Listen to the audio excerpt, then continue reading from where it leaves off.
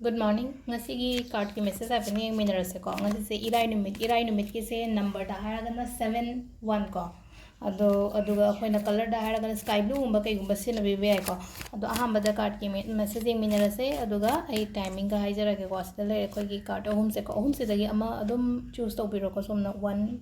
choose to gira 2 se khangera natraga ahum suba se khangera ko 1 to 3 haina khaido isida ko. Ahamba ko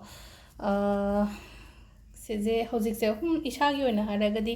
कइनो हाय तारे को problem यामनदी face तौबा हाय तारे को हजिक से हाय सिचुएशंस हाय तारे को सिचुएशंस हाय गदा सर्कमस्टेंसेस हाय गदर को सुगुम मयाम अमा लैबदो हाय तारे को अदो होप थमोन हाय को सिदा को हायदे एंगोंदा हजि नुवाइतबा खोतबा लैरिबा मयाम से Haidi hope थमो Haidi difficulty face हाय तारे को आइगी होना हजि हजिक लैरिबा डिफिकल्ट ओइरिबा फेस से लांथोखिनी न हायबा को अनि सुबसिना अमुको हायदि सम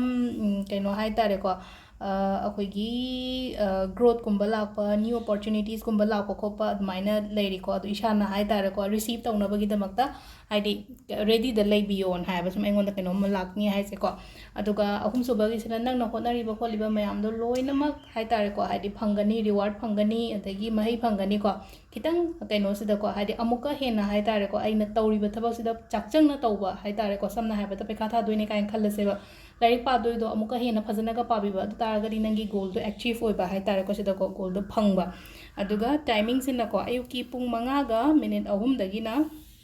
9 गा मिनिट 53 फाउम लेरेको अदगी 13 गा मिनिट 3 दगिना 12 गा मिनिट 55 फाउम लेरे तगी निदिनगिना 3 गा मिनिट 9 दगिना 5 गा मिनिट 13 फाउम लेरे नुंदांगिना 9 गा मिनिट 9 दगिना 9 गा मिनिट 55 फाउम लेरे तगी नुंदांग अथेंगमेना 13 गा मिनिट 3 तगिना नुंगालमदागी पुंग 3 गा मिनिट 53 फाउवा म लेरेको अदो कइनो द फ्राइडे गुंबसे कोइना को हाइदि सुम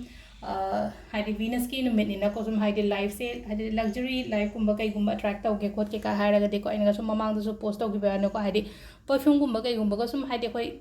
फिरोंदा कई द चाइबा खोटपै तौगिना को अदुगा सिदसु चाइबा हाय तारे को सिगी वीनस माउंट मपासिदा को परफ्यूम से खितंग कापेना को अनिमक्ता अदुगा साइना खितंग रब का तौबो हाइदि खितंग मनम दो लैनबगी दमक्ता हाय तारे को हाइदि फ्रेग्रेंस गुंबा चेनबा खोटपसिसु को हाइदि कइनो तौबा हाइदि अफब अट्रैक्ट तौबदो दुमाइना ओइना ओइबा हाय तारे को अदगी रिलेशनशिप फत्ते हायरगना को हाइदि फ्राइडे गुंबसे तो को इरुजबदा रोज वाटर गुंबा खतंग अदुमाइना हापा हाय तारे को हाइदि फ्राइडे की टिप्स हायना हायरगति को अदो सेदा लेरे अखोइगी